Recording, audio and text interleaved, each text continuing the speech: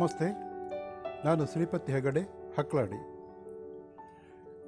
ಸ್ನೇಹಿತರೆ, ಇದು ಕುಂದಾಪುರ ತಾಲ್ಲೂಕು ಹಕ್ಲಾಡಿ ಗ್ರಾಮ ಪಂಚಾಯಿತಿ ಬರುವ ನ್ಯೂ ಅನುದಾನಿತ ಹಿರಿಯ ಪ್ರಾಥಮಿಕ ಶಾಲೆ.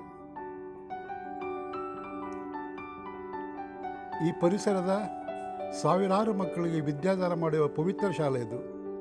ಈ ಶಾಲೆ ಮೊನ್ನೆ ರಜತ ಮಹೋತ್ಸವವನ್ನು ಆಚರಿಸಿಕೊಂಡಿದೆ. ಇಲ್ಲಿನ ಹಳೆ ವಿದ್ಯಾರ್ಥಿಗಳ ನೇತೃತ್ವದಲ್ಲಿ ಇದು ರಜತ ಮಹೋತ್ಸವ ವಿಜೃಂಭಣೆಯಿಂದ ನಡೆಯಿತು.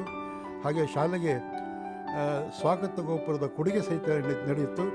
ಇಂತಹ ಇಂಪಾರ್ಟೆಂಟ್ ಇರುವ ಈ ಶಾಲೆ ಹಿಂದೆ ನಡೀತಿರೋ ಗಣಿಗಾರಿಕೆ ನೋಡಿದರೆ ಭಯ ಆಗ್ತದೆ ಕಣ್ಣೆ. ಇವತ್ತು ಉಡುಪಿ ಜಿಲ್ಲೆಯಲ್ಲಿ ಕೆಂಪು ಕಲ್ಲು, ಮರಳು, ಶಿಲೆಕಲ್ಲು, ಮಣ್ಣಿನ ಗಣಿಗಾರಿಕೆ ನೋಡಿದರೆ ಭಯ ಆಗ್ತದೆ. ಈ ಕರಾವಳಿಯ ಅಸ್ತಿತ್ವಕ್ಕೆ ಅಪಾಯವನ್ನು ತರುವಂಥ ಪರಿಸ್ಥಿತಿ.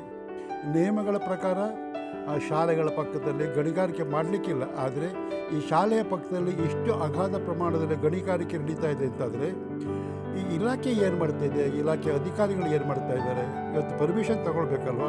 ಅದು ಶಾಲೆ ಪಕ್ಕದಲ್ಲಿ ಗಣಿಗಾರಿಕೆ ಮಾಡೋ ಹಾಗೇ ಇಲ್ಲ. ಈ ಮಣ್ಣನ್ನು ತೋಡಿ ತೆಗೆದುಕೊಂಡು ಹೋಗುವ ಈ ಲಾರಿಗಳ ಲೋಡಿಂಗ್ ಶಬ್ದ, ಆ JCB ಶಬ್ದದಲ್ಲಿ ಮಕ್ಕಳಿಗೆ ಕಾನ್ಸಂಟ್ರೇಷನ್ ಇಡ್ತಿದೆ. ಪಾಠ ಮಾಡೋದು ಹೇಗೆ?